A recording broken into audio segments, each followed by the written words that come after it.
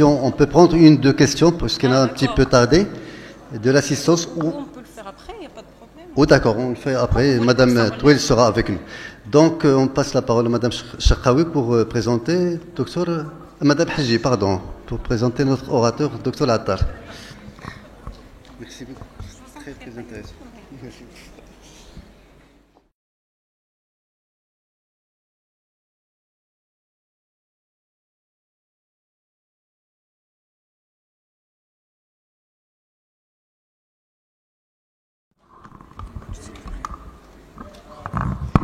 Et je vous annonce un tout petit changement pas tout à fait du programme, mais juste le thème du sujet à venir.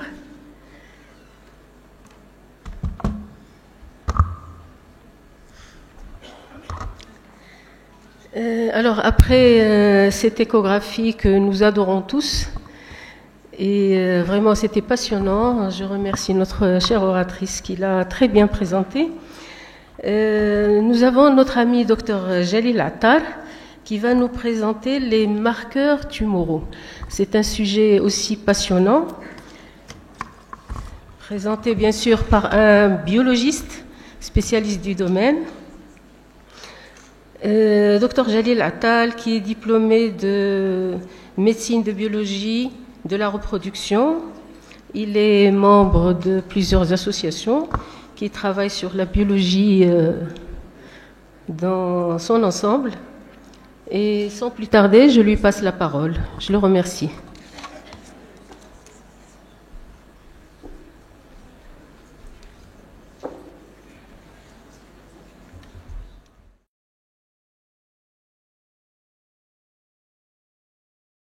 Alors, 6e congrès, et c'est toujours un plaisir de me joindre à vous dans vos activités scientifiques. Donc, désolé pour le changement, tout simplement parce que le thème qui était retenu, c'était les infections, qui était prévu, c'était les infections materno-fétales, mais c'est un thème qui peut être traité beaucoup plus en atelier avec des questions et des discussions interactives, et surtout des cas, j'aurais des discordances de sérologie chez les femmes enceintes. Donc là, je vais vous traiter, en fait, on va faire le tour de la question de la place actuelle des marqueurs tumoraux dans notre pratique quotidienne.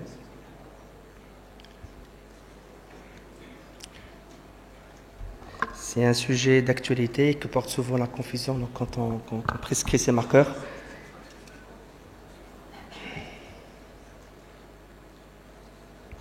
Et surtout de discuter l'indication de ces marqueurs, parce que quand on commence à les prescrire de manière un peu généralisée, ça peut porter confusion et ça peut donner un stress chez le patient et l'amener à des examens complémentaires.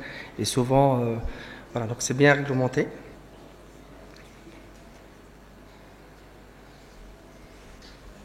Désolé.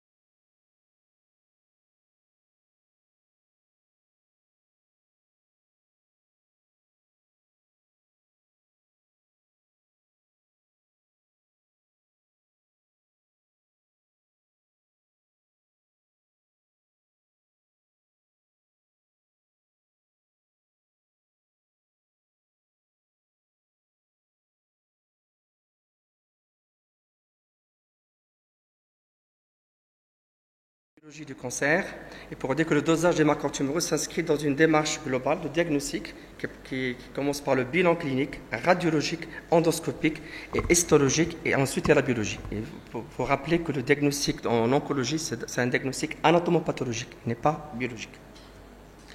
Donc la prise en charge du cancer, elle est multidisciplinaire. Alors, quels sont ces marqueurs tumoraux qu'on dispose? Alors, ça peut être, en fait, c'est comme la majorité des marqueurs, ce sont des protéines, sont sécrétés par la tumeur. La majorité des marqueurs tumoraux est d'intérêt clinique avéré. Ce sont des antigènes oncofétaux comme la CE. Il peut s'agir d'hormones comme la CG et la calcitonine. Il peut s'agir aussi d'enzymes comme les phosphatidylcalines NSE. Il peut s'agir aussi d'antigènes d'extrait des tumeurs. Ils sont aussi le témoin d'une réaction de l'hôte à l'envahissement tumoral. Ils sont non spécifiques d'une pathologie tumorale. C'est l'exemple de la ferritine, de la bêta-2 microglobuline et de la thyroglobuline. Il peut s'agir aussi de marqueurs tissulaires qu'on extrait après exérèse chirurgical, soit par immunohistochimie, soit par biologie moléculaire et par PCR ou séquençage moléculaire. Alors, quels sont ces marqueurs tumoraux? Qu'est-ce qu'il y a l'intérêt des marqueurs tumoraux? Donc, un marqueur tumoral n'est pas un moyen de dépistage d'un cancer, sauf dans le cas de PSA, pour le cancer de prostate. C'est le seul marqueur qu'on peut demander pour dépister un cancer. Le cas de la calcitonine et la thyroïde, notamment dans les carcinomes médulaires de la thyroïde, surtout pour les familles à risque. Et le cas de l'alpha-fetoprotéine qui est demandé pour le suivi, pour le dépistage des hépatocarcinomes, notamment dans le cas des cirrhoses, dans les hépatites virales B et dans les hépatites virales C. Donc c'est essentiellement un élément contribuant au diagnostic. Il peut parfois, mais dans de rares cas, vous aider à chercher en fait la tumeur primitive, et ça c'est exceptionnel devant une altération générale. On n'arrive pas à avoir un diagnostic, on peut, et là on va, c'est pas un jeu. On peut demander quelques marqueurs, notamment les marqueurs digestifs, mais c'est pas une preuve. La preuve est toujours anatomopathologique. Donc il faut interpréter ces marqueurs en fonction de la clinique et surtout de l'imagerie, l'imagerie qui est beaucoup plus performante pour le diagnostic en oncologie. Alors, qu'est-ce qu'on peut exiger de ce marqueur pour qu'il soit un marqueur idéal? Donc, ça doit être une molécule qui doit être synthétisée par la tumeur. Elle doit être différente des molécules produites par les tissus sains. Elle doit être différente selon l'organe d'origine. Donc, en fait, ça peut nous orienter vers un organe, d'où ce qu'on appelle doit être spécifique d'organe. Il doit être relargué par la tumeur dans le milieu accessible, notamment pour le dosage. C'est le cas dans le sérum, dans les urines. Détectable à très faible concentration, et c'est la sensibilité de ce marqueur. Et la concentration doit refléter un petit peu l'évolution de la masse tumorale. Donc, il ne doit pas donner aussi de faux positifs ni de faux négatifs. En résumé, ce marqueur idéal n'existe pas actuellement. Il n'y a pas un marqueur idéal. Donc, ces critères, il n'y a pas un marqueur tumoral quand vous avez en biologie qui peut répondre à ces critères. Donc, le marqueur idéal doit être spécifique, donc absent du tissu ou d'organe sain et non exprimé par un autre tissu. Il doit être sensible pour pouvoir permettre un dépistage de la population atteinte, sans taux en relation avec la taille et l'agressivité de la tumeur et prédire les rechutes. Son taux doit diminuer avec l'efficacité thérapeutique. Ça, c'est un élément qui est important. C'est ce qu'on exige maintenant de marqueurs tumoraux, c'est de nous renseigner au moins sur la cinétique et la réponse au traitement. Donc c'est un marqueur rare. Donc aujourd'hui, ce qu'on cherche, un compromis entre la sensibilité et la spécificité du marqueur. Alors, à l'exception de l'ACG chez l'homme, qui n'existe pas de marqueur spécifique de tumeur, donc l'ACG dans les tumeurs testiculaires de l'homme, il est spécifique. Donc si vous avez une tumeur testiculaire, vous dosez l'ACG, surtout l'ACG libre, pas le bêta-ACG, que demandez chez la femme enceinte, ça peut vous orienter vers une tumeur germinale testiculaire. Donc plutôt on parle de molécules dont la présence à forte concentration est associée à une tumeur probable. Donc il n'y a pas de marqueur spécifique, mais on dit que ce sont des molécules dont la présence à forte concentration est associée à une tumeur probable. Donc il y a une probabilité. Donc c'est quoi ce compromis entre sensibilité et spécificité? En fait, c'est déterminer en fait ce seuil décisionnel. À partir de ce seuil, on peut dire que le marqueur est positif. Donc vous voyez, il y a une médiane. Donc c'est un seuil, en fait, c'est une valeur du marqueur. Au-dessus de cette valeur, le marqueur est positif. En dessous, le marqueur est négatif. C'est important. Donc c'est un compromis qu'il faut chercher, que les firmes qui produisent les réactifs essaient à démontrer selon les populations. Donc si on a cette médiane, donc les valeurs au-dessus sont positives, les valeurs en dessous sont négatives. Alors si on dévie cette médiane en bas, donc si on dévie cette médiane en bas, on va prendre à tort des sujets qui étaient négatifs, on va les prendre comme des faux positifs. À l'inverse, si on divise cette médiane de l'autre côté, on aura à traiter des sujets qui sont atteints, on va les considérer comme sains. Donc la notion de seuil, c'est un compromis entre spécificité et sensibilité du test. Donc, du fait de cette variabilité biologique, de la production basale de marqueurs tumoraux non liés au cancer, donc le compromis qu'on a retrouvé, et là il est bien dessiné, c'est une médiane, et là il y a un chevauchement des distributions des deux populations, population saine, les individus sains, les individus atteints. Et vous voyez, il y a ce chevauchement, là on a des faux négatifs, enfin c'est des patients qui sont atteints et qui sont considérés par ce dosage de ce marqueur comme faux négatifs. À l'inverse, des sujets sains et qui sont considérés comme positifs. Ce sont des faux positifs. Donc c'est une notion qui est très importante. Deuxième notion, c'est cette corrélation entre le taux du marqueur tumoral et la masse tumorale. Est-ce qu'il y a une corrélation? Est-ce que le fait d'avoir un taux élevé d'AFP par exemple ou d'ACE, est-ce que ça nous renseigne sur la... Alors l'exemple est bien illustré. On aura pour le même taux, en fait, pour la même valeur de marqueur, alors il peut s'agir d'une grosse tumeur qui est peu sécrétante. À l'inverse, il peut s'agir d'une petite tumeur très sécrétante. Toujours la même valeur en fait du marqueur. Il peut s'agir d'une tumeur qui est volumineuse, mais qui est hétérogène. Et c'est seulement cette partie qui sécrète. Il peut s'agir aussi d'une tumeur qui est nécrosée. Donc il n'y a pas de corrélation entre la taille de la tumeur et la valeur du marqueur tumoral. Ce qu'on cherche surtout, c'est la valeur de base. Et le patient, quand il est pris en charge en oncologie, notamment en chimiothérapie, cette valeur de base, il faut la garder. Et quand elle répond au traitement, il y a une baisse de la cinétique de du marqueur tumoral. Donc, ce qu'on doit chercher, on doit chercher en fait un marqueur tumoral qui doit être relargué dans la circulation sanguine ou dans les liquides biologiques pour pouvoir être dosé. Donc, ça commence toujours par une phase préanalytique, ce qu'on appelle stade de prélèvement. Il y a une grande variabilité structurelle entre les tumeurs, difficulté de dosage des marqueurs et la réactivité variable selon les techniques. Alors, vous aurez le même sérum, vous l'envoyez à 4-5 laboratoires, vous aurez des valeurs différentes. Alors, selon la sensibilité et la technique utilisée. Alors, la technique, ça dépend des anticorps monoclonaux. Ces anticorps monoclonaux recherchent des épitopes qui sont spécifiques à chaque molécule.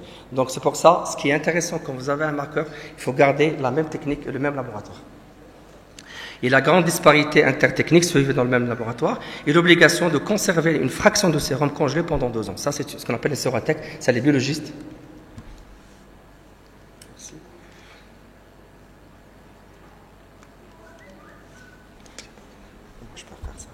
Donc la sérothèque, il est importante parce qu'on peut revenir sur un sérum, admettons une année, 2 années après pour pouvoir doser, ou alors chercher d'autres marqueurs qui n'étaient pas demandés à l'époque. Donc les prélèvements, ça peut s'agir d'un prélèvement sanguin, il peut s'agir d'urine, il peut s'agir de LCR ou de liquide d'épanchement. Souvent, ce qui est recommandé, c'est les tubes secs sans gel. Et de préférence à jeun, il y a une petite interférence en fait par rapport au repas. Donc de préférence au dosé, c'est une irritation. Alors, toute irritation du système digestif peut faire augmenter les marqueurs digestifs. Ça c'est important. Toute inflammation du système digestif peut faire augmenter les marqueurs tumoraux. Alors, les renseignements cliniques, c'est important. Est-ce que le patient est sous chimiothérapie? Est-ce qu'il y a une intervention chirurgicale qui a été réalisée chez le patient? Ça, c'est important parce qu'il y a un effet de pointe. On verra ça tout à l'heure. Et puis, pour le PSA, il y a des avis qui disent qu'il faut la faire à distance d'un toucher rectal ou d'une échographie. Donc, voilà, ça, il y a des avis.